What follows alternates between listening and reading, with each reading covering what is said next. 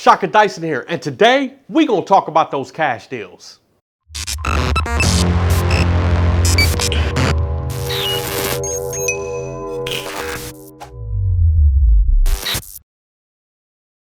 Shaka Dyson here, motivational speaker, record-breaking F&I trainer, and your friend in the automotive business. And today we're going to talk about cash deals and why we continue to struggle with cash deals back in F&I.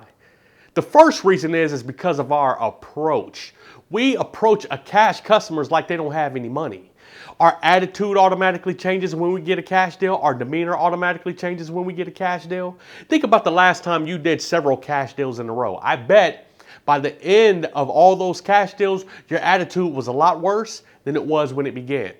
You know, when Bob, the salesperson, brings us a cash deal back to the back and he walks in our office and he lays it down on our desk and he's all excited and he's like, listen, I've got Mr. and Mrs. Jones out in the showroom. They're buying an F-150. They're paying cash. It's going to be an easy deal. They've already got the check already written out. They're ready to walk in right now and they should be out fast as soon as possible. So therefore, it's an easy deal for you.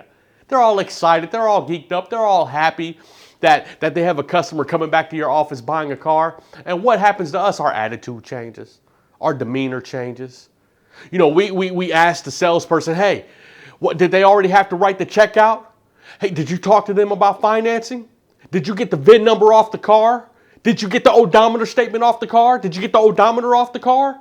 You know, our attitude and our demeanor changes, and that rubs off on a salesperson because we automatically approach that customer like they're not going to buy any products from us because they're paying cash.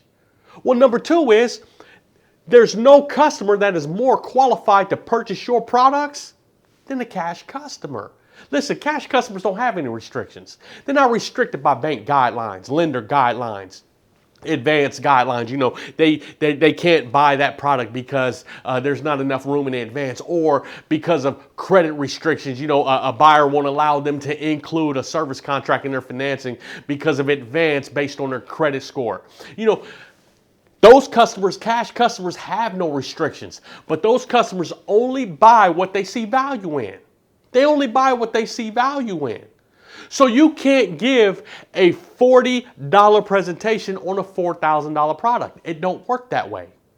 Again, you can't give a $40 presentation on a product that costs $4,000. If your product is $4,000, you've got to give a $10,000 presentation on your product in order for the customer to take advantage. See, if you give a $40 presentation on a $4,000 product, it's not going to work. And listen, cash deals aren't going away. Cash deals are going to become a bigger and bigger part of our business. Everybody wants to pay cash. You want to pay cash for your vehicle. All customers want to pay cash. Look, if you had an extra $40,000 sitting around and you needed a vehicle and you could use that $40,000 to go buy that vehicle and not miss it, you'd do it.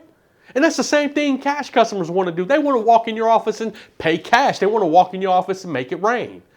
And not even to speak about the customers that go to their credit unions and they want to get checks from their credit unions because they feel like their credit unions are easy to deal with than the people back in the F&I office because of the perceived minutia that goes on back in the F&I office. So therefore, cash buyers are becoming a bigger part of our business, not a smaller part. So number three, it'll never get easier until you get better.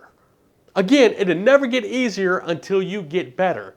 Customers are not obligated to buy our products. They're not. They're not obligated to buy anything. They fulfilled their obligation when they bought the vehicle and they ended up back in our office. They fulfilled their obligation. But we are obligated to sell products. We are obligated to generate revenue. So we've got to take responsibility for that.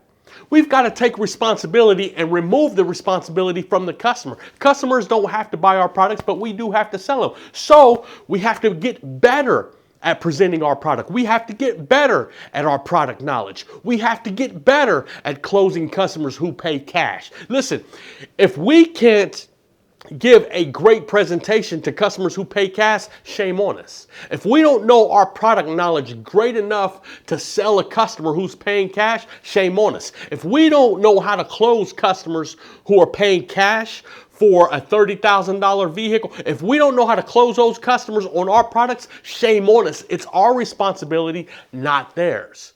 So my little bit of advice is, number one, never take a zero. Never take an O on a cash deal. Listen, $500 is better than nothing. $300 on a cash deal is better than nothing. Listen, even $100 on a cash deal is better than nothing. So never ever take a zero or an O on a cash deal. The second is to train. You have got to train. You have got to constantly, consistently sharpen your axe. You have got to get better because again, cash deals are becoming a bigger and bigger part of our overall book of business, so you've got to become greater at them. Listen, you either have to continue to train or you have got to move out the way to give other people an opportunity to get in your seat and train. Because at the end of the day, it's up to you to become better at cash deals. My name is Shaka Dyson, and this is your F&I 20 Group's Tip of the Week.